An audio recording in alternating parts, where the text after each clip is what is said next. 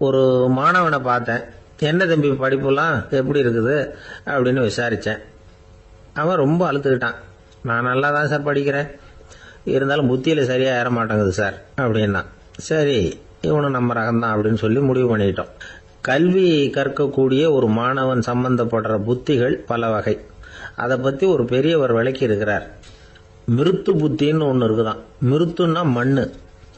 மண்ணால் செவுறு கட்டுறோம்ல, மண் சுவரில் ஆணி அடிக்கிறதும் சுலபம், அதை பிடுங்கி எடுக்கிறதும் சுலபம். அது மாதிரி சில பேர் குரு சொல்லி கொடுக்கறத சுலபமாக கேட்டு தெரிஞ்சு வச்சுக்குவாங்க, கொஞ்ச நேரத்தில் சுலபமாக மறந்தும் போயிடுவாங்க. இது மிருத்து புத்தின்னு பேர், மண் புத்தி. தாரு புத்தின்னு ஒன்று உண்டான். தாருன்னா மரம். அதில் பச்சை மரத்தில் ஆணி அடிக்கிறது சுலபம், ஆனால் அது எடுக்கிறது கஷ்டம். அது மாதிரி ஆசிரியர்கிட்ட இருந்து கேட்டதை கவனமாக மனசில் பதிய வச்சுக்கிட்டு அதை மறக்காமல் இருக்கிறது தாரு புத்தி. பட்டை மரமாக இருந்தால் அதில் ஆணி அடிக்கிறதும் கஷ்டம், அடிக்கிற ஆணியும் சீக்கிரம் நழுவிடும். அது மாதிரி கேட்குற விஷயம் மனசில் பதியறதும் கஷ்டம். அப்படியே பதிஞ்சாலும் அது நீடிச்சு இருக்கிறதும் கஷ்டம், கொஞ்ச காலத்தில் மறந்துடும். இன்னொரு வகை புத்தி ஒன்று உண்டு, அதுக்கு பேர் சிலா புத்தின்னு பேர். சிலான்னா கல். ஒரு கருங்கல்லில் 4 துளையை போட்டு ஒரு துளையில உளிய வச்சு அடிச்சா மற்ற துளை வழியாகவும் பிளந்து கல் 2 ஆயிடும். அது மாதிரி சந்தியான இடங்கள்ல குறிப்பா ஒரு பொருளை சொன்னா அதை வச்சுக்கிட்டு மற்றதையும் தெரிஞ்சுக்கிறது, அது சிலா புத்தின்னு பேர். வேணு புத்தின்னா என்ன தெரியுமா? வேணுன்னா மூங்கில்.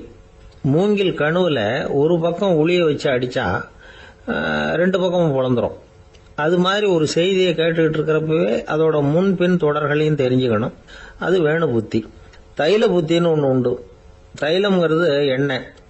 தண்ணியில் ஒரு துளி எண்ணெயை விட்டா அது தண்ணி பூரா பரவி போடுதுல்ல, அது இப்படி பரவுறது மாதிரி ஆசிரியர் சுருக்கமாக ஒரு கருத்தை சொன்னால் அதை வச்சுக்கிட்டு பூரா விஷயங்களையும் தெரிஞ்சுக்கணும், அது தைல புத்தி. கற்பூர புத்தின்னு ஒன்று கேள்விப்பட்டிருக்கோம். அது எப்படின்னா, கற்பூரம் தீ பட்ட உடனே பிடிச்சிக்கும். ஆசிரியர் சொன்ன உடனே நுண்ணறிவோட பாடங்களை புரிஞ்சுக்கிறது இந்த வகை புத்தி. கரி புத்தின்னு ஒன்று. அது எப்படின்னா, கரியில் நெருப்பை வச்சு விசிறிய பிறகு அதுக்கப்புறம் அது கறி நெருப்பாகும். அது மாதிரி காலம்பரை சாயந்தர வேலைகளில் ஆசிரியர் பாடம் சொல்லி கொடுப்பார், அதை கொண்டு புரிஞ்சுக்கிறது இந்த வகை. கதலித்தண்டு புத்தின்னு ஒன்று சொல்லுவாங்க. கதலிங்கிறது வாழை மரம். வாழைத்தண்டில் தீ வைக்கிறது எவ்வளவு சிரமமோ அவ்வளவு சிரமத்தோட கல்வி கற்கிறது கதலித்தண்டு புத்தி. இதை தவிர இன்னும் சில வகையான மாணவர்களை கூட அடையாளம் காட்டுறாங்க. ஆசிரியர் சொன்னதில் நல்லதை மட்டும் எடுத்துக்கிறவன் அன்னம். ஆசிரியர் கிடைச்ச இடத்துல பாடத்தை கேட்டுக்கிட்டு பிறகு தனியாக உட்காந்து சிந்திக்கிறவன் பசு. பசுமாடு அப்படி தானே, புல்லு கண்ட இடத்துல மேயும், அதுக்கப்புறம் நிதானமாக அசை போட்டுக்கும். ஆசிரியர் சொன்னதை தவிர வேற எதையும் சொல்ல முடியாதவன் கிளி.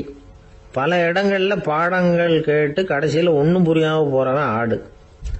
ஆடு ஒரு செடியில் வயிறார மேயாது, ஒரே செடியில். இக்கரைக்கு அக்கறை பச்சைன்னா அங்கேயும் இங்கேயும் அலைஞ்சிக்கிட்டே இருக்கும். சில பேருக்கு எருமைன்னு பேர். எருமை எப்படின்னா, குளத்து நீரை கலக்கி தான் குடிக்கும். அது மாதிரி ஆசிரியர் மனசை நோக செய்து பயில்கிற மாணவர்கள்லாம் இந்த ரகம். இவ்வளவுலாம் இருந்தாலும் இந்த காலத்து மாணவர்கள்லாம் ஒரு தனி ரகம். ஒரு ஆசிரியர் வகுப்புல பாடம் நடத்திக்கிட்டு இருந்தார். இலக்கண வகுப்பு. இறந்த காலம், நிகழ்காலம், எதிர்காலம், past tense, present tense, future tense, இதை பற்றிலாம் பாடம் நடத்துகிறார். எல்லாம் சொல்லி கொடுத்துட்டு இப்போ நான் ஒரு வாக்கியம் சொல்லுவேன், அது என்ன காலம் அப்படிங்கிறத நீங்கள் சொல்லணும்னார் ஆசிரியர். சரி, நாங்கள் மாணவர்கள்லாம், நான் நாளைக்கும் பாடம் நடத்த போகிறேன், இது என்ன காலம் அப்படின்னு கேட்டார் ஆசிரியர். அதாவது நான் நாளைக்கும் பாடம் நடத்த போகிறேன், இந்த வாக்கியம் என்ன காலம்னு கேட்டார். ஒரு பையன் மெதுவாக எழுந்திரிச்சு சொன்னான், இது எங்க போதாத காலம் சார் அப்படின்னு சொல்லிவிட்டு உட்காந்துட்டானா. இருட்ட கண்டா பயம் உண்டாவதே, அது ஏன்? இப்படி ஒரு கேள்வியை ஒரு பெரியவர்கிட்ட கேட்டாங்க. அதுக்கு அவர் பதில் சொல்றார், மனிதனுடைய ஆதிகால வாழ்க்கையில தொற்றிக்கொண்ட பயம் இது வேரூன்றி இருக்குது, இன்னமும் போகல. 50,000 வருஷங்களுக்கு முன்னாடி மனுஷன் குகைகள்ல வாழ்ந்தான். பகல்ல பயம் இருக்காது, ராத்திரியில மிருகங்கள் தாக்கும், கொல்லும், நிம்மதியா தூங்க கூட முடியாது. அதனால இந்த மனுஷனுக்கு இரவுன்னா மரணம், பயம் அப்படின்னு பழகி போச்சு. மனிதர்களுடைய எல்லா மனசையும் சேர்த்து மொத்தமா ஒரு மனசு உண்டு. மனிதர்களுடைய நினைவு இந்த மொத்த மனசுல பதிஞ்சிருக்கு, பரவுது. இந்த மொத்த மனசுல இருட்டு பற்றிய பயம் பதிந்து நீடிக்குது அப்படிங்கிறார் அவர். இந்த காலத்துல இரவை பகலாக்கிறதுக்கு எவ்வளவு விளக்குகள்லாம் வந்தாச்சு. ராத்திரியிலேயும் மிருகங்கள் தாக்குங்கிற நிலைமை இல்ல. பாதுகாப்பான வீடுகள் விலங்குகளும் விலகி போயிட்டு, விலங்குகள்லாம் விலகி போயிட்டு வீடுகளும் பாதுகாப்பா இருக்குது. சரி, இருந்தாலும் அந்த பழங்கால பயம் வந்து இருட்டு பயம் இன்னமும் மனுஷனை விட்டு போகல. இன்னொரு விஷயம் என்னன்னா, இருட்டுல இருந்து வெளிச்சத்துக்கு வராத மனிதர்கள் இன்னைக்கு அதிகம். ஒரு ஆளு ஆத்துக்கு மீன் பிடிக்கிறதுக்காக போனான், இன்னும் விடியல, அதுக்குள்ள வலையை எடுத்துட்டு கிளம்பி போயிட்டான். வெளிச்சம் வர்றதுக்கு முன்னாடியே போய் சேர்ந்துட்டான். விடிகிற வரைக்கும் என்ன பண்றது, சும்மா கரையிலேயே உட்காந்து காலை ஆட்டிட்டு இருக்கிறான். காலில் ஏதோ ஒரு சின்ன மூட்டை தட்டுப்பட்டுது. இருட்டுல அது என்னன்னு சரியா தெரியல. மூட்டைக்குள்ள சின்ன சின்ன கல்லா நிறைஞ்சிருக்குது. சும்மா பொழுது போகணுமேங்கிறதுக்காக இவன் அந்த மூட்டைக்குள்ள இருந்து ஒவ்வொரு கல்லா எடுத்து ஆத்துல வீசிக்கிட்டு இருக்கிறான். விடிகிற வரைக்கும் வேற வேலை இல்லைங்கிறதுனால எப்படி செஞ்சுக்கிட்டே உட்காந்துருக்கிறான். கிழக்க மெதுவா வெளிச்சம் தெரிய ஆரம்பிச்சது. பொழுது விடியறதுக்கான அறிகுறி. இதுக்குள்ள அந்த மூட்டையில இருந்த எல்லா கல்லையும் எடுத்து வீசி எறிஞ்சுட்டான். கடைசியா ஒரே ஒரு கல்லு மட்டும்தான் கையில பாக்கி இருந்தது. வெளிச்சம் வந்ததும் அந்த கல்லை பார்த்தான், அப்படியே திகைச்சு போயிட்டான். அடடா, இது வரைக்கும் தெரியாம தப்பு பண்ணிட்டோமே அப்படின்னு நினைச்சான். ஏன் தெரியுமா, அவன் கையில இருந்து வெறும் கல் இல்ல, விலை வசந்த ரத்தன கல். அது இருட்டுல என்னன்னு புரியாததுனால மூட்டையில இருந்த எல்லா ரத்தன கல்லையும் ஆத்துல வீசி எறிஞ்சிருக்கிறான். இப்போ அவனுக்கு அழுகையே வந்துடும் போல இருந்தது. வாழ்க்கையை வந்து வசதி ஆக்கிக்கிறதுக்கான வாய்ப்பு அவனுக்கு இருந்தது. இருந்தாலும் இருட்டுல அதை இழந்துட்டான். அந்த வகையில அவனுக்கு கொஞ்சம் அதிர்ஷ்டம் இருந்திருக்குது. அதாவது ஏதோ ஒரு வகையில இருந்திருக்குது. அதனாலதான் அந்த கடைசி கல்ல எரியறதுக்குள்ள வெளிச்சம் வந்துட்டுது. பல பேருக்கு அந்த அளவு கூட அதிர்ஷ்டம் வர்றது இல்ல. எல்லாத்தையும் வீசினதுக்கு அப்புறம் தான் வெளிச்சம் வரும். என்னன்னு விவரம் தெரியாமலே எழுந்திரிச்சு வந்துருவாங்க. வாழ்க்கைங்கிறது ஒரு பெரிய புதையல். அதை புரிஞ்சிக்காம வந்து மனுஷன் வந்து அதை வீசி எரிஞ்சுக்கிட்டு இருக்கான் அப்படிங்கிறது தான் பெரியவங்க கருத்து. சில பேருக்கு புரிஞ்சுக்கிற நேரம் வரும், அதுக்குள்ள வாழ்நாள்லாம் ஓடி போயிருக்கும். அதுக்கப்புறம் என்ன பண்றது? நம்மால ஒருத்தன் கையில ஒரு சின்ன பையோட வந்துகிட்டு இருந்தான். பை உள்ள ஏகப்பட்ட நகைகள் ரத்தன கல் எல்லாம் இருக்கு. வந்துகிட்டு இருந்தவன் திடீர்னு அந்த பையை அப்படியே ஒரு குளத்துல வீசி எறிஞ்சுட்டான். மகான்கள் தான் இப்படி பற்று இல்லாம இருப்பாங்க. என்னங்க இது, விலை மதிப்புள்ள அந்த பையை இப்படி குளத்துல வீசி எறிஞ்சுட்டீங்களே, இதுக்கு என்ன அர்த்தம் அப்படின்னு கேட்டார் அவன் கூட வந்தவர். அவன் மெதுவா இவர் காதோட காதா சொல்றான், ஒரு போலீஸ்காரர் பின்னாடி வந்துகிட்டு இருக்கிறார், அவர் போனதுக்கு அப்புறம் இதை எடுத்துக்குவேன் அப்படிங்கிறான். ரெண்டு பேர் சுவாரஸ்யமா பேசிட்டு இருக்கிறப்போ குறுக்க புகுந்து தொந்தரவு பண்றதுக்குன்னே சில பேர் இருப்பாங்க. அது ரொம்ப இடைஞ்சலா இருக்கும். இதே மாதிரி மின்காந்தம் கூட குறுக்க புகுந்து தொந்தரவு பண்ணும். கடைசியில் அது ஒரு பெரிய இடைஞ்சல கொண்டாந்து விட்டுரும். சில வீடுகளில் கேபிள் கனெக்ஷன் இல்லாம சில தனியார் டிவி காட்சிகள் தெரியும். அதுக்கு என்ன காரணம்னா இந்த மின்காந்த குறுக்கீடு தான் காரணம். இதைத்தான் சுருக்கமா EMI அப்படின்னு சொல்றாங்க. அதாவது எலக்ட்ரோ மேக்னெட்டிக் இன்டர்ஃபியரன்ஸ். இது ஏற்படக்கூடிய இடங்கள் எது எதுன்னு எடுத்துக்கிட்டா அது ஒரு பெரிய பட்டியலாவே போயிடும். இந்த EMI தொந்தரவு வந்து கேபிள் டிவியில மட்டும்தான் இல்ல, ராக்கெட் ஏவுதளத்துல உள்ள ரேடார்கள், அங்க உள்ள சில சக்தி வாய்ந்த தொலைத்தொடர்பு சாதனங்கள், விமான தளங்கள்ல உள்ள ரேடார்கள், கப்பல் தளங்கள்ல பொருத்தப்பட்டிருக்கக்கூடிய சக்தி வாய்ந்த ஆண்டனாக்கள், இப்படி நிறைய சொல்லலாம். காவல் நிலையங்கள்ல பயன்படுத்தப்படுகிற வயர்லெஸ் தொடர்பு சாதனங்கள் கூட ஓரளவுக்கு இந்த மின்காந்த அலைகளை வந்து வெளியிடும். நம்ம வீட்டில் உட்காந்துக்கிட்டு ரேடியோ கேட்டுக்கிட்டு இருப்போம் அல்லது டிவி பார்த்துக்கிட்டு இருப்போம். அந்த சமயத்தில் பக்கத்து தெருவில் ஒரு மோட்டார் சைக்கிள் அல்லது காரு, குறிப்பாக பெட்ரோல் இன்ஜின், அது போறப்ப அதில் உள்ள மின்கலத்தில் வந்து, அதாவது மேக்னெட்டோ பேட்டரியில இருந்து வெளிப்படுகிற மின்காந்த அலை இங்க வந்து டிவியிலையும் ரேடியோவிலையும் கரகரப்பு உண்டு பண்ணும். சரி, இது வந்து பெருசா என்ன இடைஞ்சல உண்டு பண்ணிட போகுது அப்படின்னு நாம அலட்சியமா நினைக்கலாம். வயசானவங்களுக்கு மறதி நோயின்னு ஒன்று வரும்ல, அல்ஷமீர், அதாவது மூளையில உள்ள செல்கள் வந்து செயலிழந்து போயிடுறது. அது செய்ய வேண்டிய வேலையை மறந்துடும். மனைவியே எதிரில் வந்து நின்னா கூட உன்னை எங்கேயோ பார்த்தது மாதிரி தெரியுதே அப்படின்னு சொல்லிட்டு இருப்பாங்க. அப்படி ஒரு மறதி.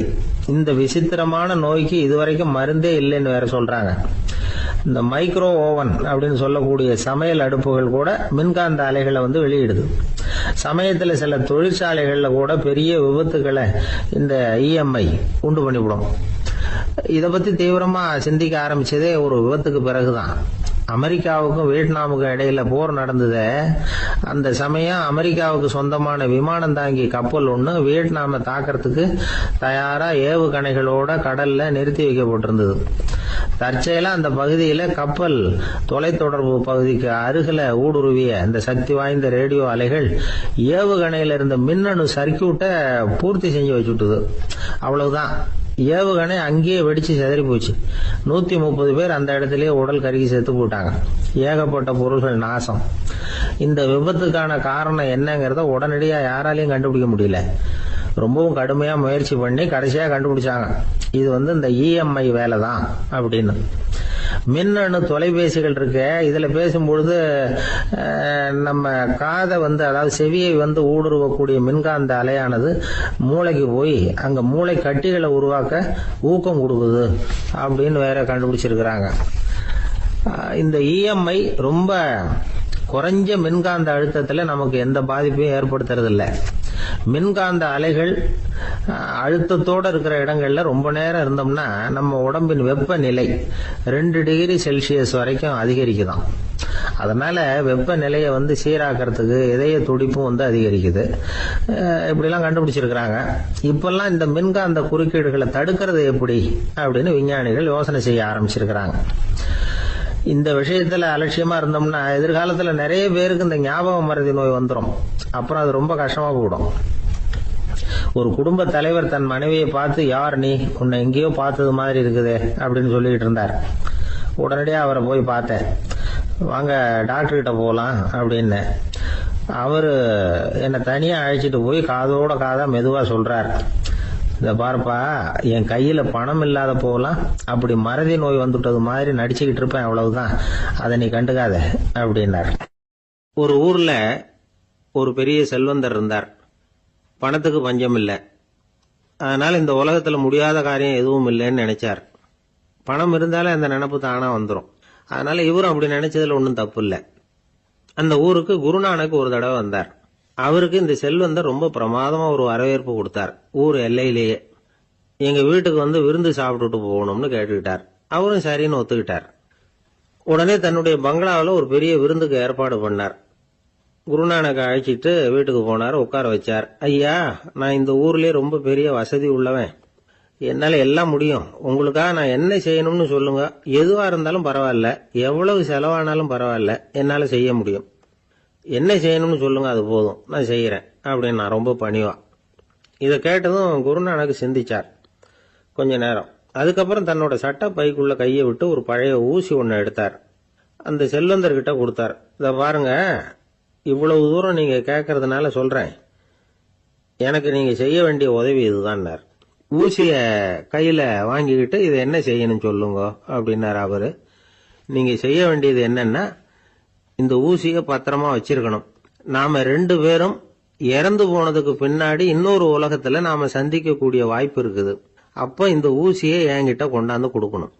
இதுதான் நீங்க எனக்காக செய்ய வேண்டிய உதவி அப்படின்னார் குருநானக் லேசா சிரிச்சுக்கிட்டே. இதை கேட்ட உடனே இந்த பெரியவர் முழிக்க ஆரம்பிச்சிட்டார். அது எப்படிங்க, நான் சாகிறப்ப எப்படி இந்த ஊசியை எடுத்துக்கிட்டு இன்னொரு உலகத்துக்கு வர முடியும்னார்.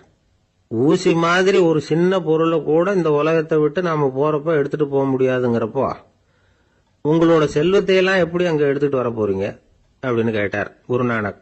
அதுக்கப்புறம் தான் அந்த பெரியவர் யோசிக்க ஆரம்பிச்சாராம். குருநானக் சொல்றார், இத பாருங்க, நாம செய்யற நல்லது கெட்டதுதான் கடைசி வரைக்கும் நம்ம கூட இருக்கும். அடுத்தவங்க நல்லா இருக்கணுங்கிறதுக்காக பொருளை செலவு செய்யணும். அப்படி செய்யலைன்னா எந்த பிரயோஜனமும் இல்லை அப்படின்னார். அதுக்கப்புறம் தான் அந்த செல்வந்தரின் அறிவு கண் திறந்துதான். உடனே குருநானக்க வணங்கினார். ஐயா, என்கிட்ட இருந்த ஆணவம் போயிட்டுது. இனிமே என்கிட்ட இருக்கிற செல்வத்தை நல்ல வழியில செலவழிப்பேன் அப்படின்னாராம். நம்ம கிட்ட இருக்கிற பணம் எப்பவும் நம்ம கூடவே வந்துகிட்டு இருக்காதுங்கிறதுக்கு இது ஒரு உதாரணம். அதுக்காக நாம பணம் சேர்க்கறத பத்தி கவலைப்பட வேண்டியதில்லை, பேசாம படுத்து தூங்கிட்டு இருந்தா போதும் அப்படின்னு இதுக்கு அர்த்தம் பண்ணிக்கப்படாது. முறையான வழியில பணம் சேர்க்கணும், அதை முறையான வழியில செலவு பண்ணணும். அதனால ஏற்படக்கூடிய மன நிறைவு இருக்கு பாருங்க, அது அனுபவிச்சவங்களுக்கு தான் தெரியும். சொர்க்கத்துக்கு போறவங்க இங்க இருந்து பணத்தை எடுத்துட்டு போக முடியாது. ஆனா நம்ம செல்வத்தை இங்க மத்தவங்களுக்கு பயன்பட செய்து அதனால ஏற்படுற புண்ணியம் இருக்கு பாருங்க, அதை எடுத்துட்டு போக முடியுமா. இதுதான் ஆன்மீகவாதிகள்லாம் சொல்ற கருத்து. ஜான் நியூட்டன் ஒருத்தர், அவரு சொன்னார், நான் எப்பவாவது சொர்க்கத்துக்கு போய் சேர்ந்தேன்னா அங்க 3 அதிசயங்களை பார்ப்பேன்னார். என்னன்னு கேட்டாங்க. நான் யார் யாரு இருக்க மாட்டாங்கன்னு நினைச்சுக்கிட்டு இருந்தானோ அவங்கள சில பேர் அங்க இருப்பாங்க, அது ஒரு பெரிய அதிசயம்னார். சரி, அடுத்தது என்ன? 2வது அதிசயம் என்னன்னா, அங்க இருப்பாங்கன்னு நான் எதிர்பார்த்த சில பேர் அங்க இருக்க மாட்டாங்க அப்படின்னார். சரி, 3வது பெரிய ஆச்சரியம் என்ன அப்படின்னா, நான் அங்க இருக்க பாருங்க, அதுதான் அந்த 3வது அதிசயம் அப்படின்னாராம். லோகமானிய பால கங்காதர திலகர் இருந்தார்ல, அவருக்கு 15 வயசுலயே கல்யாணம் நடந்துதான். மனைவி பேரு தபிபாய். ரொம்ப பெரிய குடும்பத்து பொண்ணு, நல்ல குணம். அவங்க குடும்பம் நடத்திக்கிட்டு இருக்கிறாங்க. அந்த காலத்துல திருடர்கள் பயம் அதிகம். இந்த காலத்துல மட்டும் என்னன்னு கேக்குறீங்களா? நீங்க கேக்குறது நியாயம்தான். இருந்தாலும் இந்த காலத்து திருடனுக்கும் அந்த காலத்து திருடனுக்கும் ஒரு முக்கியமான வித்தியாசம் உண்டு. அதாவது அந்த காலத்து திருடன்லாம் நியாயம் அநியாயம் பாக்குறது உண்டு, இந்த காலத்துல அப்படி பாக்குறது இல்லை. அந்த காலத்துல திருட வர்றவங்கள்ட்ட கூட ஒரு தார்மீக உணர்வு உண்டாம். அதாவது அப்போ உள்ள கொள்ளைக்காரங்க எதை களவாடினாலும் சரி, அரிசியை மட்டும் களவாடுறது இல்லையா, அப்படி ஒரு கொள்கை. அதனால பாருங்க, அந்த காலத்து பெண்கள் நகை நட்டுகளை பத்திரமா வைக்கணும்னா பெட்டியில வைக்கிறது இல்ல, அரிசி பானையில போட்டு வச்சு விடுறது. இப்பெல்லாம் பேங்க்ல சேஃப்டி லாக்கர்னு இருக்குல்ல, அது மாதிரி அந்த காலத்துல சேஃப்டி லாக்கருங்கிறது அரிசி பானை.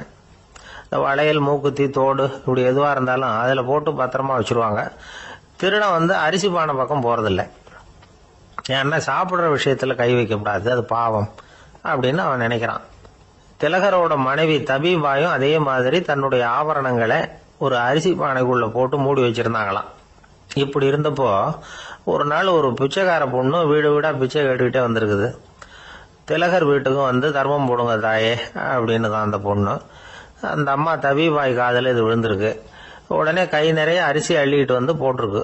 பாத்திரத்துல அரிசியை போட்டதுக்கு அப்புறம் தான் தெரியுது, பளிச்சுன்னு கண்ணுல படுது. அதாவது அந்த அம்மாவோட வைர மூக்குத்தி ஒண்ணு அரிசியோட சேர்ந்து அந்த பிச்சைக்கார பொண்ணு பாத்திரத்துல போய் விழுந்துட்டுது. இந்த அம்மாவுக்கு மனசுக்குள்ள குழப்பம், என்ன இப்படி ஆயிட்டுதே, மூக்குத்தி போயிட்டுதே, பிச்சை பாத்திரத்துல இருந்து அதை எப்படி எடுக்கிறது அப்படின்னு தயக்கம். வாயை திறந்து அதை கேட்கறதுக்கும் கூச்சம். திண்ணையில உட்கார்ந்து இருந்த திலகர் இவ்வளவையும் பார்த்துக்கிட்டு இருக்கிறார். மனைவியின் மனசுக்குள்ள நடக்கிற மௌன போராட்டத்தை அவர் நல்லா புரிஞ்சுக்கிட்டாராம். மனைவியை பார்த்து சொன்னாராம், தபிபாய், இது தெய்வ சம்மதம். அவளுக்கு சேர வேண்டிய மூக்குத்தி அவகிட்ட போயிட்டுது. பிச்சை பாத்திரத்துல விழுந்த மூக்குத்தியை எடுக்க வேணாம் அப்படின்னாராம்.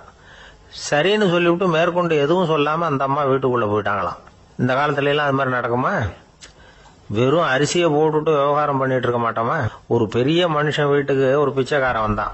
ஐயா, நாங்க பிச்சைக்காரங்கள்லாம் சேர்ந்து ஒரு சங்கம் வச்சிருக்கிறோம், அதுக்கு நிதி சேர்க்கிறோம், அதுக்கு ஒரு 100 ரூபா கொடுத்தீங்கன்னா எங்களுக்கு பெரிய உதவியா இருக்கும் அப்படின்னானா. அதெல்லாம் ஒன்றும் கொடுக்க முடியாது போ அப்படின்னாராம் அவரு. அப்படின்னா ஒரு 50 ரூபாயாவது கொடுங்களேன் அப்படின்னு இருக்கான். அதுவும் முடியாதுன்னு சொல்லிவிட்டார். 25 ரூபா அப்படின்னு இருக்கான். எதுவும் முடியாது அப்படின்னாராம். சரிங்க, இவ்வளவு பெரிய வீட்டுக்கு வெறுங்கையோட திரும்புறது நல்லா இருக்காது, அதனால சும்மா ஒரு 1 ரூபா மட்டுமாவது கொடுங்க அப்படின்னு இருக்கான் அவன். 1 பைசா கூட என்கிட்ட கிடையாது அப்படின்னு விட்டாரான் இவர். அப்படின்னா நீங்க ஒரு காரியம் பண்ணுங்களேன் அப்படின்னானா அவன். என்ன செய்யணும் அப்படின்னு இருக்காரு. எங்க சங்கத்துல நீங்களும் ஒரு மெம்பரா சேர்ந்துருங்க அப்படின்னானா. இந்த உலகத்துல நாம நல்லபடியா இருக்கணும்னா அதுக்கு முக்கியமா தேவைப்படுறது 2. ஒன்னு செல்வம், இன்னொன்னு அறிவு. சரி, இது 2ல சிறந்தது எது அப்படின்னு ஒரு கேள்வி கேட்டா என்ன பதில் சொல்றது? இதே கேள்விய ஹஸ்ரத் அலி அவர்கள் கிட்ட கேட்டாங்களாம். அவர் ஒரு பெரிய அறிஞர். கேள்வி கேட்டவங்களும் சாதாரண ஆட்கள் இல்லை, இவங்களும் அறிஞர்கள். ஒரு நாள் ஹஸ்ரத் அலி அவர்கள்கிட்ட 10 அறிஞர்கள் வந்தாங்களாம். ஐயா, நாங்க 10 பேரும் உங்ககிட்ட ஒரே கேள்வியை தான் கேட்க வந்திருக்கிறோம், ஆனா எங்க 10 பேருக்கும் நீங்க தனித்தனியா பதில் சொல்ல முடியுமா அப்படின்னு கேட்டிருக்காங்க. அதாவது அவங்க ஒரே கேள்விக்கு இவர்கிட்ட இருந்து 10 விதமான பதில் எதிர்பார்க்கறாங்க. சரி கேளுங்க, என்ன கேள்வி அப்படின்னாரு அவர். அப்பதான் அவங்க கேட்டாங்களாம், செல்வம், அறிவு, இது 2ல சிறந்தது எது? இதுதான் கேள்வி. ஹஸ்ரத் அலி என்ன பண்ணார் தெரியுமா? அவங்கள ஒவ்வொருத்தரா கூப்பிட்டார். ஒவ்வொரு விதமான பதில சொல்லி அனுப்புனார். முதல்ல ஒருத்தரை கூப்பிட்டார், சொன்னார், அறிவுங்கிறது தீர்க்கதரிசிகள், ஞானிகள், மகான்கள் இவங்களோட பரம்பரை சொத்து. ஆனா செல்வம்ங்கிறது கொடுங்கோலரின் ஆயுதம், அதனால அறிவு தான் சிறந்தது அப்படின்னார். ரெண்டாவது ஆளை கூப்பிட்டார்.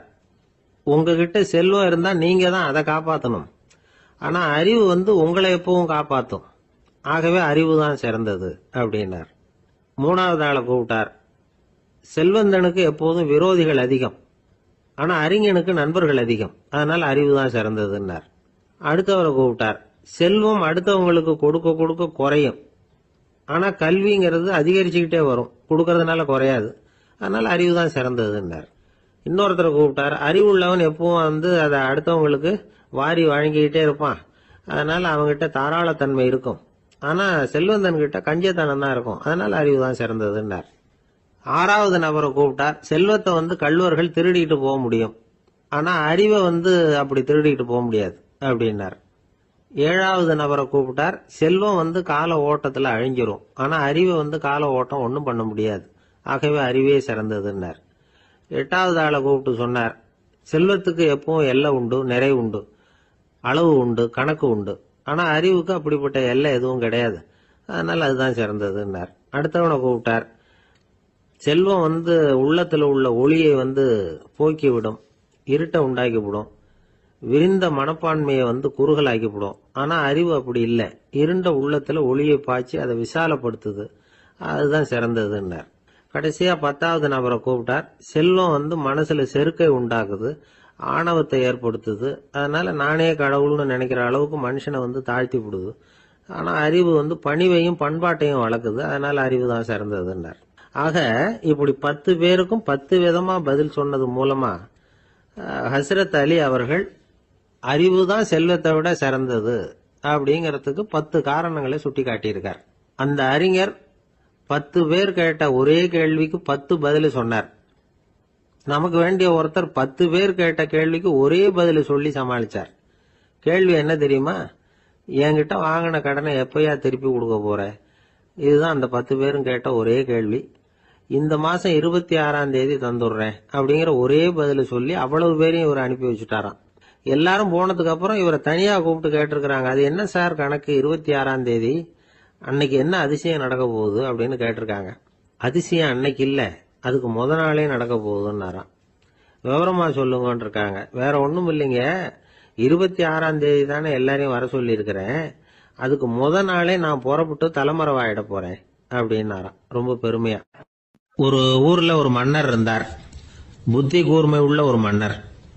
பொதுவா மன்னர்களுக்கு சந்தேகம் வந்தா சபையில உள்ள சான்றோர்கள் கிட்ட கேட்டு தெரிஞ்சுக்கிறது தானே வழக்கம். ஆனா இங்க அப்படி இல்லை, மற்றவங்களுக்கு சந்தேகம் வந்தா மன்னர்கிட்ட கேட்டு தெரிஞ்சுக்குவாங்க. அது மாதிரி கேட்டு தெரிஞ்சுக்கிறதுக்காக ஒரு பெரியவர் ஒரு நாள் வந்தார். அவர் கையில 3 பொம்மைகள் வச்சிருந்தார். 3 ஒரே மாதிரி பொம்மைகள், கொஞ்சம் கூட வித்தியாசம் தெரியல. ஏது இந்த பொம்மைன்னு கேட்டார் மன்னர். எனக்கு வேண்டியப்பட்ட ஒருத்தங்கிட்ட இருந்து இதை வாங்கிட்டு வந்திருக்கிறேன், நான் தான் அவன்கிட்ட இந்த பொம்மையை செஞ்சு கொடுக்கும்படியா கேட்டுக்கிட்டேன். அவன் ரொம்ப புத்திசாலி, அவன் தான் இதை செஞ்சு கொடுத்தான், ஆனா அதுல ஒரு சிக்கல் அப்படின்னார். என்ன பிரச்சனைன்னு கேட்டிருக்காரு இவர். நான் அவன்கிட்ட கேட்டது 3 விதமான பொம்மைகளா இருக்கணும்னு கேட்டேன், அவன் என்னடான்னா 3 ஒரே மாதிரியா செஞ்சு கொடுத்துட்டான் அப்படின்னார்.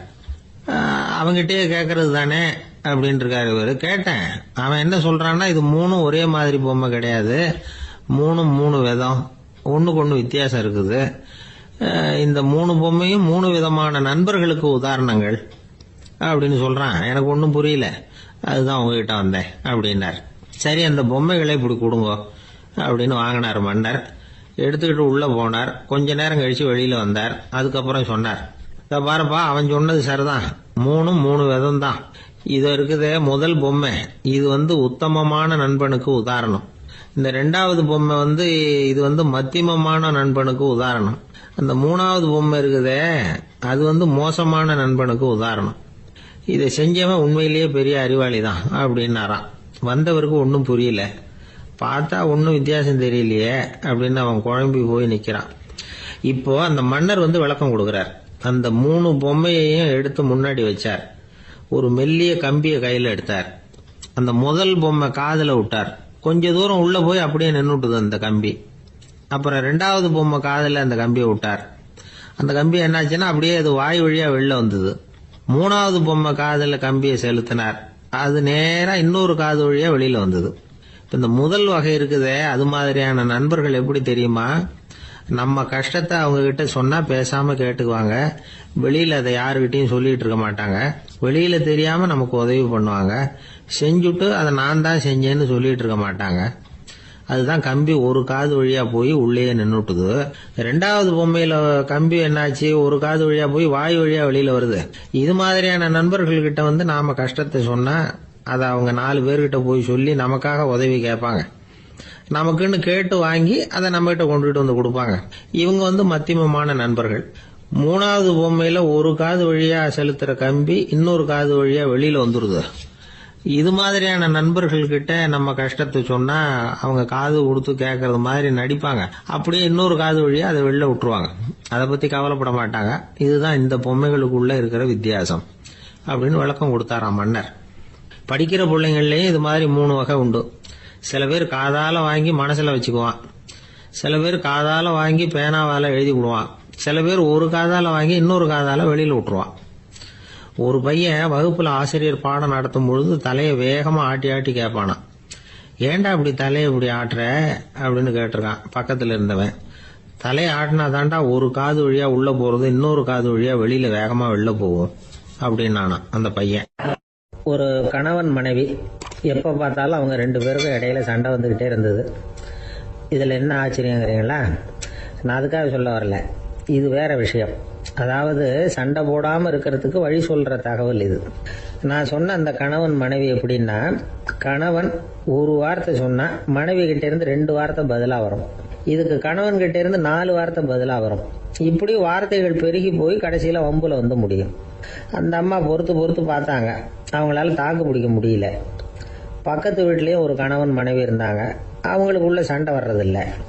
அது எப்படி அவங்களால மட்டும் சண்டை போடாம இருக்க முடியுது அப்படின்னு இந்த அம்மாவுக்கு ஆச்சரியம்.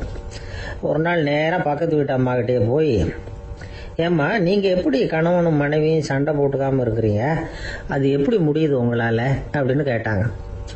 அதுக்குன்னு ஒரு மருந்து இருக்குது, அதை சாப்பிட்டா சண்டை வராது அப்படின்னாங்க அவங்க. சரிங்க, அந்த மருந்தை அவர் சாப்பிட மாட்டேன்னு சொல்லிட்டா என்ன பண்றது அப்படின்னு கேட்டிருக்கிறாங்க இவங்க.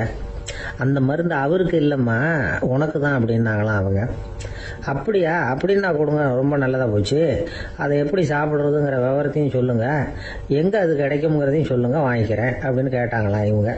வேற எங்கேயும் போய் வாங்க வேண்டாம், என்கிட்டயே இருக்க அந்த மருந்து, அதில் கொஞ்சம் தர்றேன், வாங்கி வச்சுக்க. உன் வீட்டுக்காரர் உன்னோட சண்டையை ஆரம்பிக்கிற போகலாம் நீ இந்த மருந்தில் 1 ounce வாயில் ஊற்றிக்கணும். அதை உடனே குடிச்சிடக்கூடாது. ஒரு 5 நிமிஷமாவது அது வாயில் இருக்கணும். அதுக்கப்புறம் குடிச்சிடலாம் அப்படின்னு சொல்லி ஒரு பாட்டில் மருந்தை இந்த அம்மா கிட்ட கொடுத்து அனுப்புனாங்களாம். மருந்தை எடுத்துக்கிட்டு இந்த அம்மா வீட்டுக்கு வந்திருக்கிறாங்க.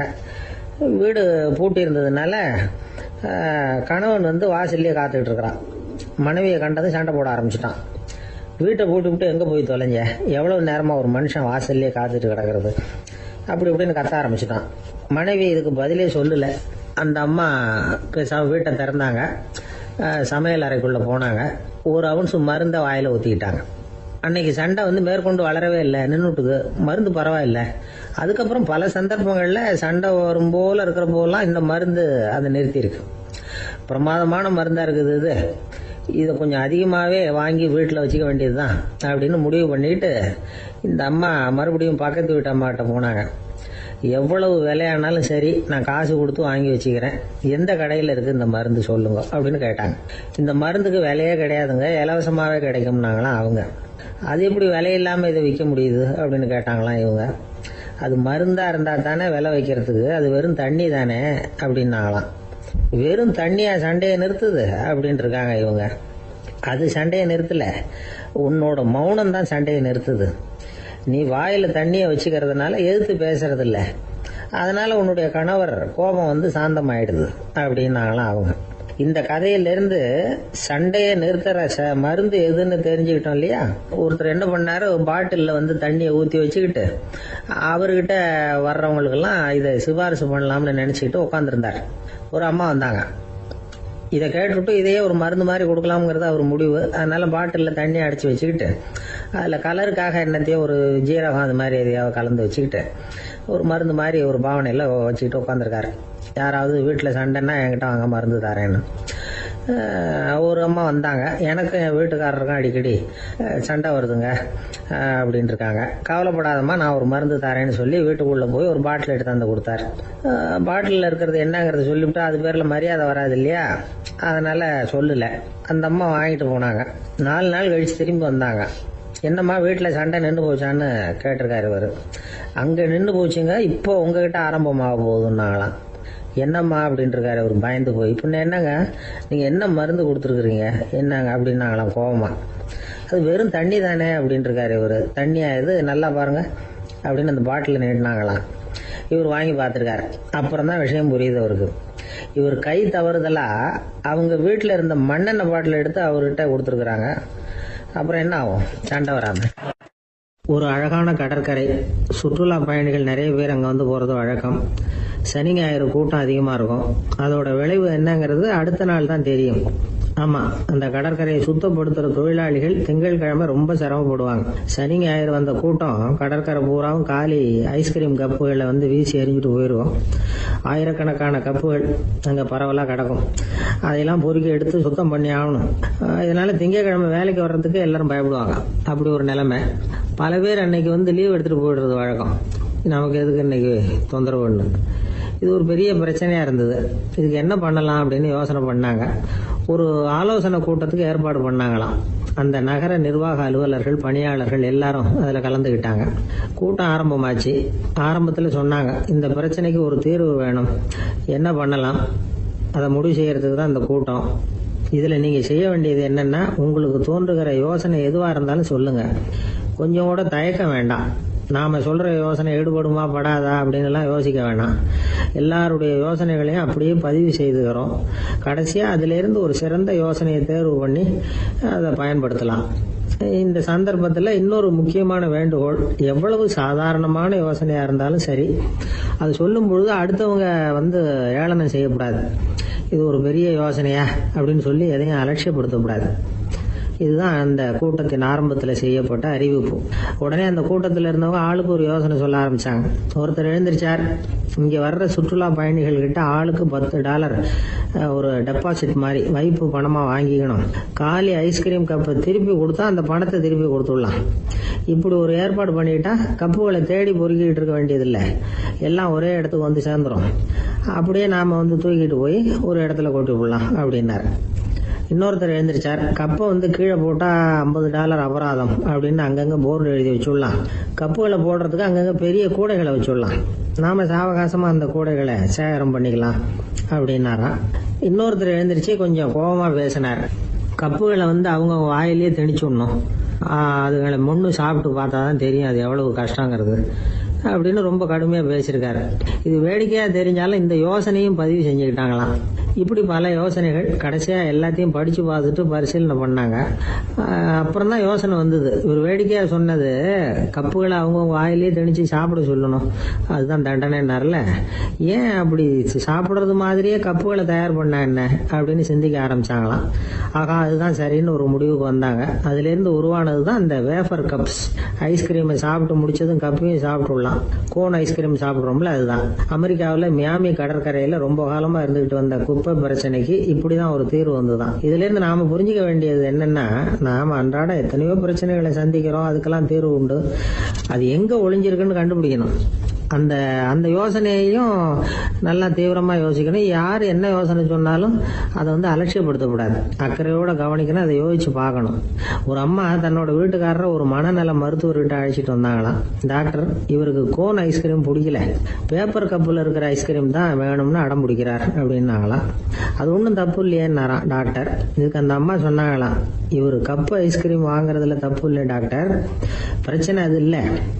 அப்புறம் வேற என்னன்னு கேட்டிருக்காரு. வாங்கினதும் ஐஸ்கிரீமை கீழே கொட்டிவிட்டு அந்த பேப்பர் கப்பை மட்டும் விரும்பி சாப்பிடுறார், அதனால தான் உங்ககிட்ட அழைச்சிட்டு வந்தேன் அப்படின்னா. ஒரு ஊர்ல ஒரு ராஜா இருந்தார். அந்த ராஜாவுக்கு ஒரு மந்திரி.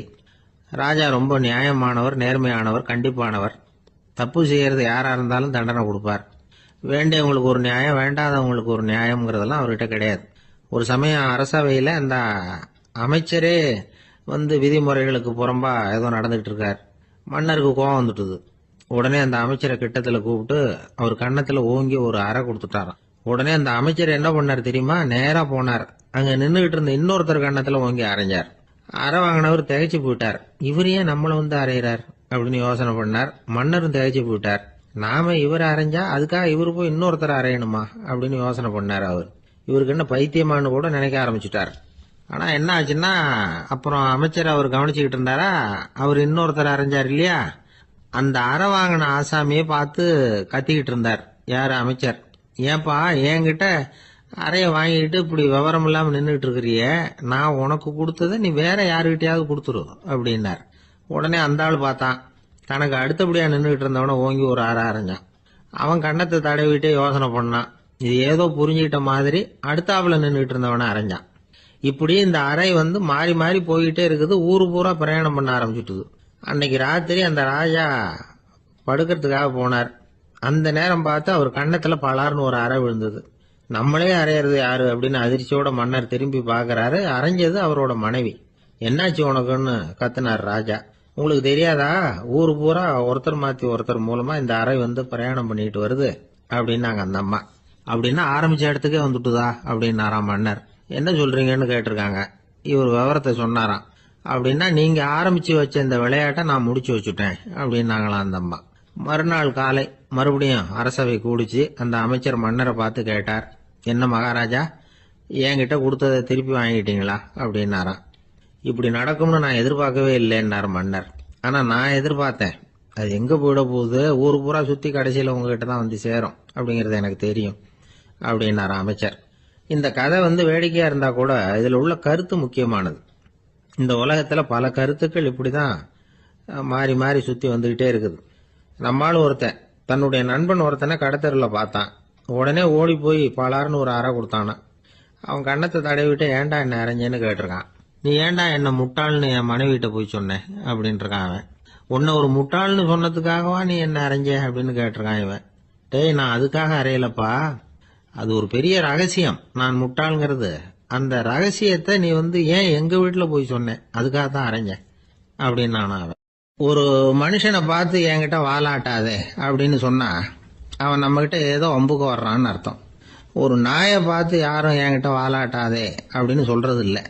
ஏன்னா நாய் வாலாட்டுனா அது நம்ம கிட்ட தன்னுடைய நன்றியை தெரிவிக்கிறதாக நினைச்சுக்கிட்டு இருக்கிறோம். ஆனா அது அப்படி இல்லை அப்படின்னு சொல்றாங்க அது சம்பந்தமான நிபுணர்கள். ஒரு நாய் தன்னுடைய வாலை இந்த பக்கமும் அந்த பக்கமுமா இப்படியும் அப்படியும் ஆட்டிக்கிட்டு இருந்தா அது வந்து பதட்டத்துல கூட இருக்கலாம். நாய் நட்பா இருந்தாலும் வாலாட்டும், ஆத்திரத்துல இருந்தாலும் வாலாட்டும், கோபத்துல இருந்தாலும் வாலாட்டும், குழப்பத்துல இருந்தாலும் வாலாட்டும், மகிழ்ச்சியா இருந்தா கூட அது வாலாட்டும். அதை நாம வந்து தப்பா புரிஞ்சுக்கிட்டு அதுகிட்ட போய் மாட்டிக்க கூடாது. நாயை பத்தி எனக்கு நல்லா தெரியும் அப்படின்னு சொல்றவங்க கூட அதுகிட்ட கடி வாங்கிட்டு வந்து நிக்கிறது உண்டு. நிபுணர்கள் என்ன சொல்றாங்க தெரியுமா, எப்பவுமே நாய்கள் திடீர்னு வந்து கடிச்சு விடுறது இல்ல, கடிக்கிறதுக்கு முன்னாடி சில அறிகுறிகளை காட்டும். அதை சரியா புரிஞ்சுக்கிட்டோம்னா தப்பிச்சுக்கலாம். ஒரு வீட்டுக்கு போறீங்க, அங்க புதுசா ஒரு நாயை பாக்குறீங்க, உடனே அதுகிட்ட போய் குனிஞ்சு சிரிச்சுக்கிட்டே அது தலையில தட்டுறீங்க. இது ரொம்ப தப்பா. ஒரு நாய் இன்னொரு நாயை நேருக்கு நேர் பார்த்து பல்ல காட்டுனா அது தன்னுடைய தன்முனைப்பை காட்டுதுன்னு அர்த்தமா.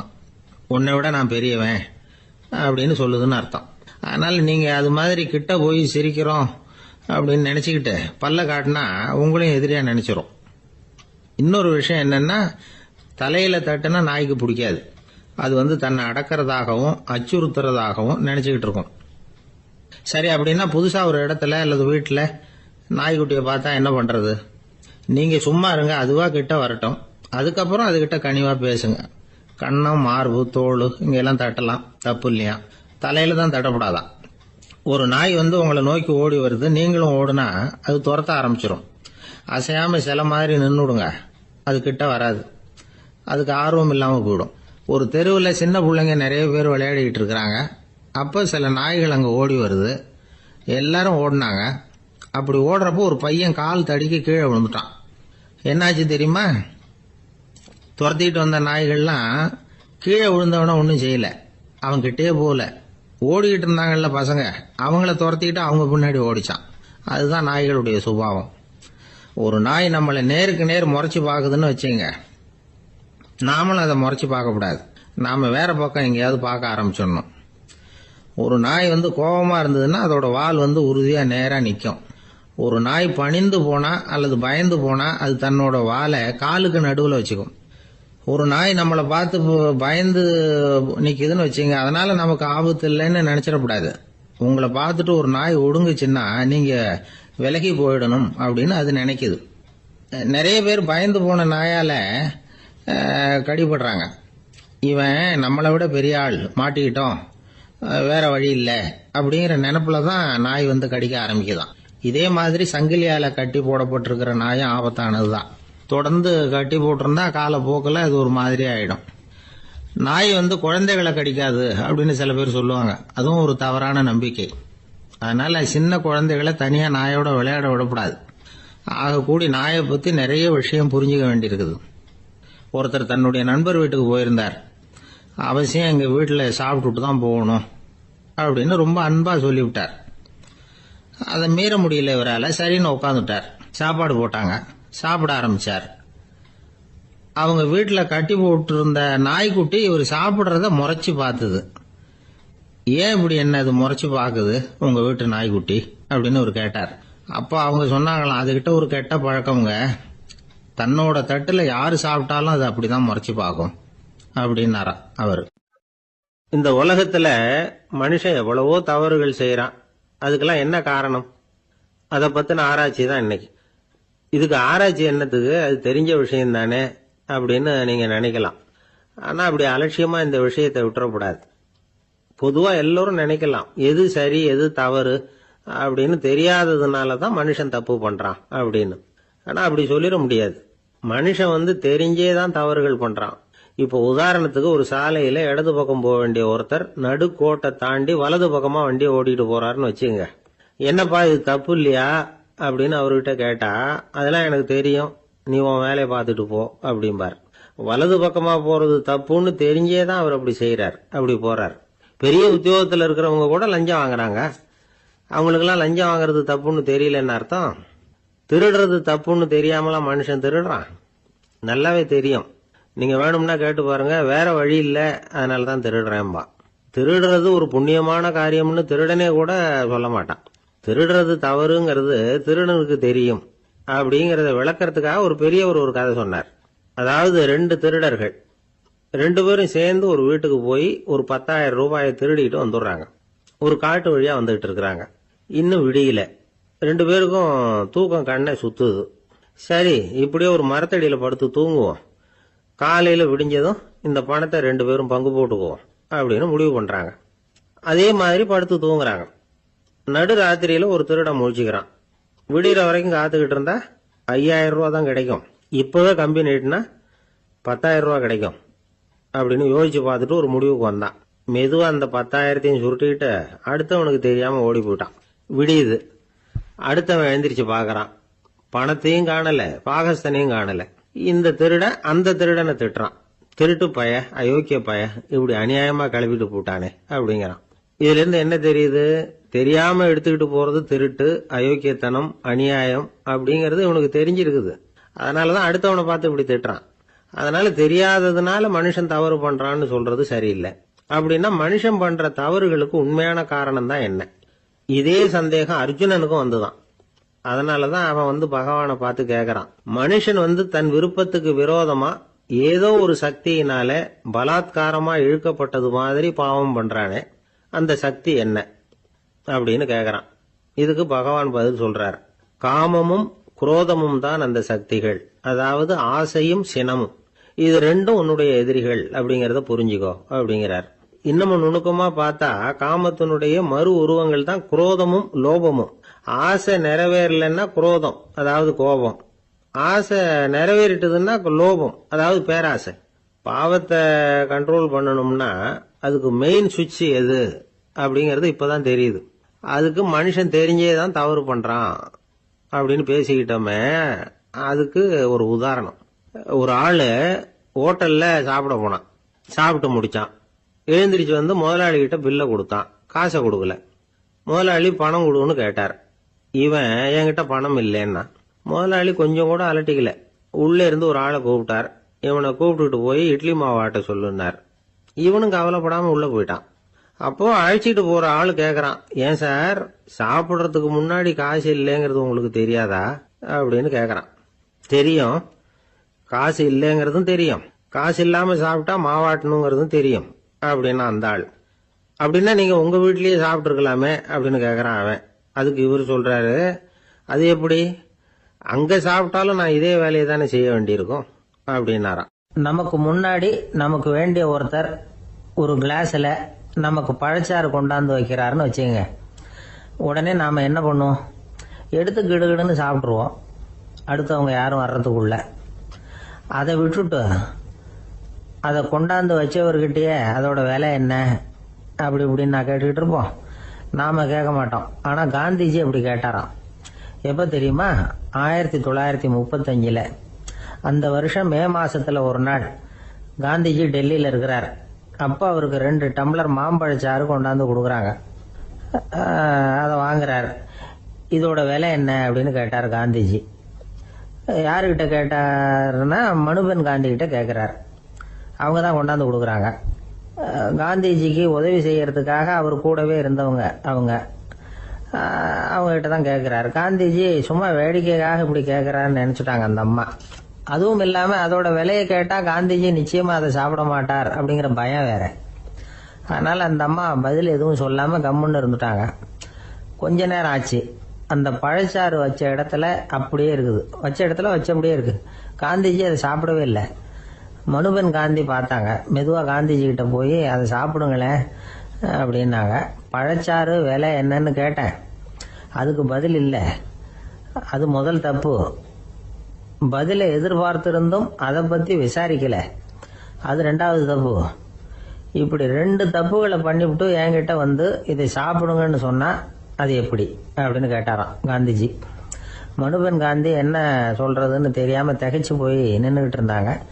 காந்திஜி தொடர்ந்து சொன்னாராம், இப்ப என் முன்னாடி வச்சிருக்கிற இந்த பழச்சாறு விலை சுமாரா ஒரு அரை ரூபாயாவது இருக்கும். அது அந்த காலத்து மதிப்பு. இந்த பழச்சாறு இல்லாம கூட என்னால இருக்க முடியும். ஆனா அவசியமான பொருள்களை வாங்கறதுக்கு கூட சக்தி இல்லாத மக்கள் இந்த நாட்டில் நிறைய பேர் இருக்கிறாங்க. அப்படி இருக்கிறப்போ எனக்கு என்னத்துக்கு இந்த விலை உயர்ந்த பானம்? இதை இப்போ நான் சாப்பிட்டா என் உடம்பு வேணும்னா ஆரோக்கியமாகலாம், ஆனா என் மனசு அமைதி அடையாது. எனக்கு என்னுடைய உடல் ஆரோக்கியத்தை விட மன ஆரோக்கியம் தான் முக்கியம். அதனால இதை நான் சாப்பிட மாட்டேன், எடுத்துட்டு போயிடு அப்படின்னாராம். அந்த சமயத்துல ஒரு அகதி பொண்ணு 2 குழந்தைகளோட காந்திஜியை பார்க்கறதுக்காக வந்தது. வணக்கம் சொல்லிச்சு. காந்திஜி உடனே தனக்கு முன்னாடி இருந்த பழச்சாற்றை எடுத்து அந்த பொண்ணுகிட்டையும் குழந்தைகள்கிட்டையும் கொடுத்து சாப்பிட சொன்னார். அவங்க அதை வாங்கி ரொம்ப சந்தோஷத்தோட சாப்பிட்டாங்களாம். அதை பார்த்த காந்திஜி முகத்துல ஒரு புன்னகை, ஒரு பரவசம், ஒரு திருப்தி. அவர் மனசு நிறைஞ்சி இருந்தது. அப்போ அவர் சொன்னாராம், ஆண்டவன் எனக்கு எப்பவும் சரியான சமயத்துல கை கொடுப்பாருங்கிறது அதுக்கு இதுதான் அத்தாட்சி. நான் ஒரு இக்கட்டான சூழ்நிலையில இருக்கிறப்ப கூட கடவுளின் கருணையால் அந்த சூழ்நிலை என்னை பாதிக்கல. என் கூட இவ்வளவு நாள் பழகியும் கூட இங்க இருக்கிறவங்க எனக்கு அதிக விலை உள்ள பழரசத்தை கொடுத்தாங்க. ஆனா சரியான நேரத்தில் அதை சாப்பிட வேண்டியவங்களை என்கிட்ட அனுப்பி வச்சு என்னை சந்தோஷப்படுத்தினார் கடவுள், அவருக்கு நன்றி அப்படின்னாராம் மகாத்மா காந்தி. உடல் ஆரோக்கியத்தை விட மன ஆரோக்கியம் தான் எனக்கு முக்கியம்னு சொன்னார் பாருங்க. அதை நாம எல்லாரும் மனப்பூர்வமா இன்னைக்கு சிந்திச்சு பார்க்கணும். இந்த காலத்துல எல்லாரும் அப்படியா நினைக்கிறாங்க? எனக்கு தெரிஞ்ச ஒருத்தர் இருந்தார். தினமும் காலையில ஒரு காபி சாப்பிட உட்கார்ற நேரத்துல பக்கத்து வீட்டுக்காரர் வந்து சேருவார் கரெக்டா. உடனே அவரும் தனக்குன்னு வந்திருக்கிற காப்பியை எடுத்து மனப்பூர்வமா பக்கத்து வீட்டுக்காரர்கிட்ட கொடுத்துருவார். அதுக்கப்புறம் அவருக்காக வேற காப்பி போட்டு கொண்டாந்து கொடுத்தாலும் வேண்டான்னு சொல்லிடுவார். ஆண்டவனா பார்த்து சரியான நேரத்துல அவரை எங்க வீட்டுக்கு தினமும் அனுப்பி வைக்கிறார் அப்படிம்பார். ஏன் அப்படி சொல்றீங்க அப்படின்னு கேட்டோம் ஒரு நாள். அதுக்கு அவர் சொல்றார், எனக்கு என்னோட உடல் ஆரோக்கியம்தான் முக்கியம். இத கடவுள் புரிஞ்சுக்கிட்டு எங்க வீட்டு காப்பியை சாப்பிடுறதுக்கு தினமும் அடுத்த வீட்டுக்காரனை அனுப்பி வைக்கிறார் அப்படின்னார் அவர். காஞ்சிபுரத்துல பல்லவ ராஜா ஒரு கோவில் கட்டினார், கைலாசநாதர் கோவில். அதுக்கு கும்பாபிஷேகம் பண்றதுக்கு ஒரு நாள் குறிப்பிட்டு அதுக்கு வேண்டிய ஏற்பாடுகள்லாம் பண்ணினார். முதல் காரியமா கடவுளை வேண்டிக்கிட்டார், நீங்க இந்த கும்பாபிஷேகத்துக்கு நேர்ல வந்து கலந்துக்கணும்னார். கடவுள் அந்த ராஜா கனவுல வந்தார். நீ கும்பாபிஷேகம் வச்சிருக்கிற அதே நாள்ல அதே நேரத்துல எனக்கு இன்னொரு ஊர்ல ஒரு கும்பாபிஷேகம் இருக்குது, அதுக்கு போக வேண்டியிருக்கு. அதாவது திருநின்ற ஊர்ல என்னுடைய பக்தர் ஒருத்தர், அவரும் ஒரு கோயில் கட்டி கும்பாபிஷேகம் செய்யறார். நான் அதுக்கு போக வேண்டியிருக்கு, அதனால உன்னுடைய தேதியை நீ மாத்தி வச்சுக்கோ அப்படின்னார். கடவுள் தான் எங்கேயும் இருக்கிறவராச்சே, அவர் நினைச்சா 2 இடத்துலயும் இருந்து கோயில் கும்பாபிஷேகத்தை நடத்த முடியாதா? ஏன் இப்படி செய்யல? அது ஒரு முக்கியமான காரணத்துக்காகத்தான். திருநின்ற ஊர்ல இருந்த பூசலாருங்கிற அந்த அடியாரின் பெருமையை இந்த உலகத்துக்கு எடுத்து காட்டணுங்கிறதுக்காகத்தான் கடவுள் அந்த ராஜா கிட்ட அப்படி சொன்னார். சரி, அந்த அடியார் அப்படி என்னதான் பெருசா கோயில் கட்டி விட்டார்? ராஜா கட்டின கோயிலை விட பெருசா? அவர் கட்டினது கருங்கல்லாலேயோ மண்ணாலேயோ மரத்தாலேயோ இல்ல. அவர் கட்டின கோயில் வேற மாதிரி. அது மனசால கட்டின கோயில், மனசுக்குள்ள இருக்கிற கோவில், மனக்கோவில். அந்த அடியார் தன்னோட மனசுக்குள்ள மாசக்கணக்கா ஒவ்வொரு கல்லா சேர்த்து கட்டின கோவில். இந்த விஷயம் ராஜாவுக்கு தெரியாது. அவர் என்ன நினைச்சுட்டாரு, அது நாம கட்டின கற்கோயிலை விட ரொம்ப பெருசா இருக்கும் போல இருக்கு அப்படின்னு நினைச்சுட்டாரு. சரி, அப்பேற்பட்ட அந்த கோயிலை தரிசனம் பண்ணிவிட்டு வருவோம் அப்படின்னு நினைச்சு ராஜா திருநின்ற ஊருக்கு போறார். அங்க போய் பார்த்தா கோயிலையும் காணும், ஒன்னையும் காணும். கடைசியில பூசலார் கட்டின மனக்கோவில் தான் அதுங்கிறத அவர் புரிஞ்சுக்கிறார். உடனே அந்த அடியாரின் காலில் விழுந்து வணங்குறார். அவரோ, இது மனசால முயன்ற கோவில், இதுக்கு இத்தனை பெருமையா அப்படின்னு ஆச்சரியப்படுறார். இதுல ஆச்சரியப்படுறதுக்கு ஒண்ணும் இல்ல. ஆண்டவன் விரும்புறது அகபக்தியை தவிர புற தோற்றங்களே அல்ல. இத நாம புரிஞ்சுக்கிட்டோம்னா நமக்குள்ள எந்த வேறுபாடுகளும் வர்றதுக்கு வழியே இல்லை. இன்னொரு ராஜா இருந்தார். அவரு ஆண்டவனுக்கு படைக்கிறதுக்காக ஒரு தார் நல்ல செவ்வாழைப்பழமா எடுத்துக்கிட்டு போகணும்னு நினைச்சார். அதனால முத நாளே அதை வாங்கிட்டு வர சொன்னார் வேலைக்காரங்கிட்ட. வேலைக்காரன் போனா கடைத்தெருவில் ஒரு தார் பழம் வாங்கினா. வர்ற வழியில அவன் குடிசை. அப்படியே எட்டி பார்த்துட்டு போவோமேன்னு நினைச்சான். போனான். அங்க இவனோட குழந்தை பாவம் பசியால கத்திட்டு இருக்கு. இவன் பார்த்தான், இவ்வளவு பெரிய தாரில் ஒரு 2 பழம் எடுத்தா தெரியவா போகுது அப்படின்னு நினைச்சு ஒரு 2 பழத்தை பிச்சு அந்த குழந்தைகிட்ட கொடுத்தான். அதை வாங்கி வயிறார சாப்பிட்டுது. பசி அடங்குச்சு, விளையாட போயிட்டுது. இவன் அதுக்கப்புறம் வாழைப்பழத்தை எடுத்துக்கிட்டு அரண்மனைக்கு வந்தான். 2 பழம் பிச்சிருக்கிறது ராஜாவுக்கு தெரிஞ்சு போச்சு. இவன் உண்மையை சொல்லிவிட்டான். உடனே ராஜா, கடவுளுக்கு படைக்க வேண்டிய பொருளை குழந்தை எச்சில் பண்ண விட்டுருக்கியே அப்படின்னு சொல்லி அவனை கட்டி வச்சு சாட்டையால் அடிச்சார் பாவம். மறுநாள் பழத்தை கோயிலுக்கு எடுத்துட்டு போனார். கடவுள் முன்னாடி வச்சார். கடவுள் கண்ணை திறந்து பார்த்தார், பழம்லாம் அழுகி இருக்குது. என்ன இது அழுகி போன பழம் அப்படின்னார். ராஜா முழிச்சார். நல்லா தானே இருந்தது அப்படின்னு நினைச்சார். அப்போ கடவுள் அந்த ராஜா கிட்ட சொன்னாராம், இத பாருப்பா, இந்த தாரில் 2 பழம் தான் நல்ல பழம். அந்த 2 பழங்களையும் நேத்திக்கே நான் சாப்பிட்டுட்டேன் அப்படின்னாராம். அப்பதான் ராஜாவுக்கு புரிஞ்சுது, ஏழை குழந்தையின் பசியை தீர்க்கறதுக்காக உதவுன அந்த 2 பழம் தான் இறைவன் சாப்பிட்ட பழம்னு. இறைவன் இருக்கிற இடம் எது? இதுதான் பக்தின்னு சொல்றோம் இல்லையா. அது 3 வகைப்படும் அப்படிங்கிறார் ஒரு பெரியவர். அது என்ன 3 வகைன்னா, தெய்வ பக்தி, அடியார்கள் பக்தி, குரு பக்தி. அடியார் பக்தியை விட தெய்வ பக்தியை விட குரு பக்தி தான் ரொம்பவும் சிறந்ததுங்கிறார் அவர். தெய்வத்துக்கிட்ட செஞ்ச பாவம் குருநாதர்கிட்ட தீர்ந்துருமா. குருநாதர்கிட்ட செஞ்ச பாவம் தெய்வத்துக்கிட்ட போனாலும் தீராதான். இப்படி பெரியவங்கெல்லாம் சொல்லி வச்சிருக்கிறாங்க. ஒரு காடு, அங்க அயோத தௌமியர் அப்படின்னு ஒரு தபோதனர். அவரு பல மாணவர்களை ஒன்னா சேர்த்து ஒரு குருகுலம் நடத்திக்கிட்டு இருக்கிறார். பல தரப்பட்டவங்க, பல திறப்பட்டவங்க மாணவர்கள் அதுல சேர்ந்து படிச்சுக்கிட்டு இருக்கிறாங்க. பாஞ்சால ராஜகுமாரன் ஒருத்தனும் அந்த குருகுலத்துல சேர்ந்து படிச்சுக்கிட்டு இருக்கிறான். அவன் பேரு ஆருணி. பெரிய இடத்து புள்ள, இருந்தாலும் படுப்புல ரொம்ப கெட்டிக்காரனா இருந்தான். அவன் தான் அங்க முதல் மாணவன். ஒரு நாள் குருநாதர் அந்த அரசகுமாரனை கூப்பிட்டார். நம்ம குருகுலத்துக்கு சொந்தமான வயல்ல தண்ணீர் பெருகி வெள்ளம் பயிரை அழிக்குதான். அதனால நீ போய் மடையை அடைச்சிட்டு வந்துரு அப்படின்னார். அந்த அரசகுமாரன் உடனே புறப்பட்டான். குருநாதர் சொல்லிட்டார்ல, உடனே புறப்பட்டான். நான் பெரிய இடத்து பிள்ளையாச்சே, ராஜகுமாரனாச்சே, ரொம்ப செல்வாக்கூட வளர்ந்தவனாச்சே, நான் போய் வயல்ல இறங்கி வேலை செய்யறதா அப்படின்னுலாம் அவன் நினைக்கல. குருநாதர் கட்டளையை நிறைவேற்ற வேண்டியது நம்ம கடமை அப்படின்னு நினைச்சான். உடனே ஒரு மண்வெட்டியை தூக்கி தோல்ல வச்சுக்கிட்டு புறப்பட்டு போயிட்டான். வயலுக்கு போனான். பார்த்தான், தண்ணி கரையை உடைச்சிக்கிட்டு வயலுக்குள்ள ஏகமா பாஞ்சிக்கிட்டு இருக்குது. இவன் மண்வெட்டியால களிமண்ணை புல்லோட சேர்த்து புல் பத்த மாதிரி வெட்டி வெட்டி போட்டான். இருந்தாலும் மடையை அடைக்க முடியல. தண்ணி அதை மீறி வந்துகிட்டே இருக்கு. தண்ணி வேகமா வயலுக்குள்ள போயிட்டே இருக்குது. போடுற பத்தையெல்லாம் கரைஞ்சி கரைஞ்சி போயிட்டு இருக்கு.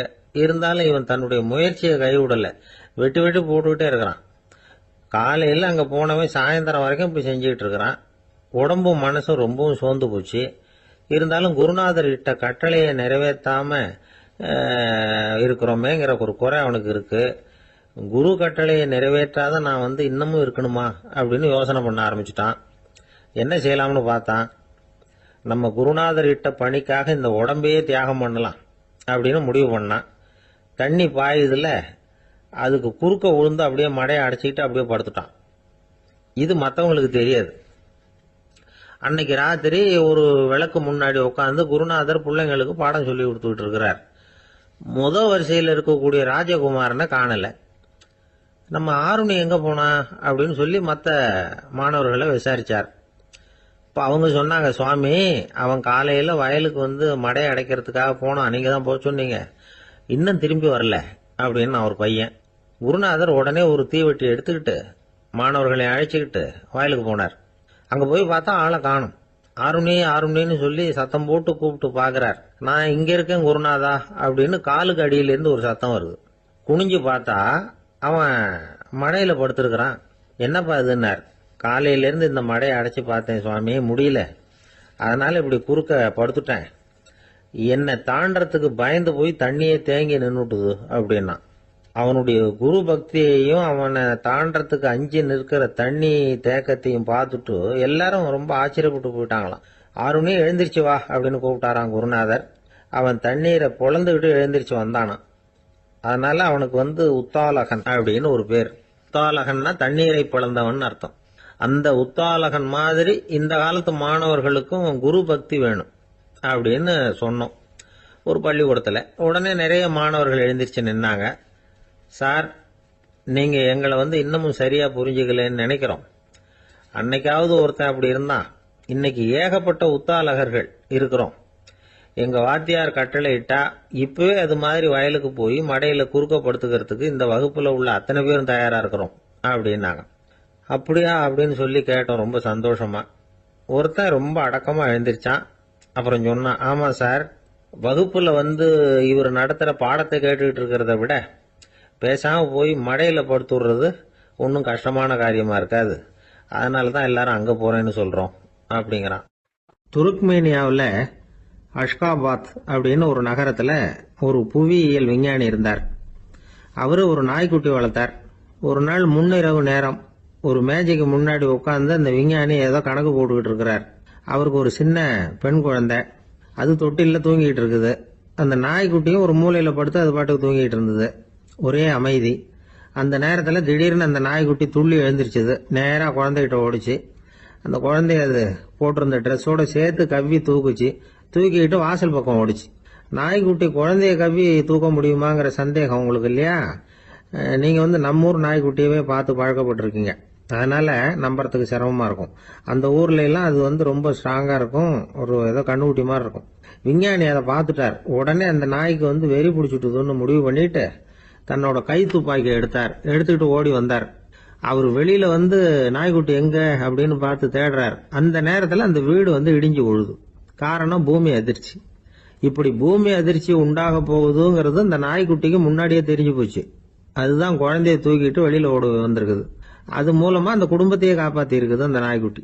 இந்த சம்பவம் நடக்கிறதுக்கு 3 நாளைக்கு முன்னாடியே சில பிராணிகளுக்கு இப்படி நடக்க போகுதுங்கிறது தெரிஞ்சிருக்குதான். ஆமா, அந்த நகரத்துல 3 நாளைக்கு முன்னாடியே பாம்பு, பல்லி இதெல்லாம் அது தங்கியிருந்த வலையை விட்டு வெளியில ஓடி வந்துட்டுது. அதே மாதிரி அங்கிருந்த புறாவெல்லாம் பறந்து போயிடுச்சான். இதே மாதிரி யுகோஸ்லோவியாவில் கூட ஒரு நகரம், அங்க ஒரு நாள் ராத்திரி ஒரு மிருக காட்சி சாலையில திடீர்னு ஒரு பெரிய கலவரம், கூச்சல், குழப்பம். அங்க இருந்த கழுதை, புலி, யானை, பறவை எல்லாம் கண்ணாபின்னான்னு கத்த ஆரம்பிச்சுட்டுது. நீர் யானை அதுக்குன்னு போட்டிருந்த தடுப்பையே தாண்டி குதிச்சு வெளியில வந்துட்டுதான். மறுநாள் தான் எல்லாருக்கும் விஷயம் புரிஞ்சுது. அடுத்த நாள் காலையில அங்க பூமி அதிர்ச்சி உண்டாயிட்டுது. இப்ப பாருங்க, அதாவது மனுஷனை போய் தீர்க்க தரிசி அது இதுன்னு சொல்லிட்டு இருக்கிறோம். இவனை விட அது பரவாயில்லைன்னு தோணுது. அதாவது மிருகங்கள் ஒன்னு நடக்க போகுதுங்கிறத முன்னாடியே புரிஞ்சுக்குதே. சரி, இதெல்லாம் எப்படி அது முன்கூட்டி புரிஞ்சுக்குது? அதுதான் படைப்பு ரகசியம். அதை கண்டுபிடிக்கிறதுக்கு தான் மனுஷன் ஆராய்ச்சி பண்ணிட்டு இருக்கிறான். விஞ்ஞானிகளோட ஆராய்ச்சியெல்லாம் ஒரு பக்கம் இருக்கட்டும், வீட்டுக்குள்ளேயே சில ஆராய்ச்சி பண்ணி பாருங்களேன். இப்ப சில யோசனை சொல்லி அதை சோதனை பண்ணி பாருங்க அப்படின்னு ஒருத்தர் சொன்னாராம். அதாவது இப்ப மழை வருமா வராதா அப்படின்னு தெரிஞ்சுக்கணுமா, உடனே ஒரு பூனைக்குட்டி பின்னாடியே மெதுவா போய் அது என்ன செய்யுதுன்னு கவனிச்சு பார்க்கணும். பூனைக்குட்டி தன்னோட பாதத்தினால சுகத்துல அப்படி கீறிக்கிட்டு இருக்கும். அப்படி கீறினா கண்டிப்பா மழை வரும். சில சமயம் பூனைக்குட்டி அப்படியே மல்லாந்து படுத்துக்கிட்டு பாதத்தை உயர தூக்கும், அப்படியும் புரளும். இப்படி செஞ்சதுன்னா அன்னைக்கும் மழை இருக்காது. அதனால முன்னாடி இருந்தது மழை வர்றதுக்கு அறிகுறி, இது மழை இல்லைங்கிறதுக்கு அறிகுறி. பறவைகள் பிராணிகள் இதுகளோட நடவடிக்கைகளை பார்த்துட்டு அதையெல்லாம் அடிப்படையா வச்சுதான் காலநிலையை கண்டுபிடிக்கிற கருவிகளை கண்டுபிடிச்சிருக்கிறாங்க. வாத்து இருக்குல்ல, சில சமயம் தன்னோட அழகை தன்னோட இறகுகள்ல அப்படியே புதைச்சிக்கும். அப்படி செஞ்சா குளிர்காலம் வரப்போகுதுன்னு அர்த்தம். பருவநிலை குளிரா மாறப்போகுதுங்கிறதுக்கு இதுதான் அறிகுறி. சிட்டுக்குருவி இருக்குதுல்ல, அதெல்லாம் புழுதியில உழுந்து புரளும், சிறகுகளை படபடன்னு அடிச்சுக்கும். அப்படி செஞ்சா மழை வரப்போகுதுன்னு அர்த்தம். ஒண்ணு மட்டும் நாம நல்லா தெரிஞ்சுக்கணும், இயற்கையின் சீற்றம்னு சொல்றோம் இல்லையா, இயற்கை ஏன் நம்ம மேல கோவப்படுது?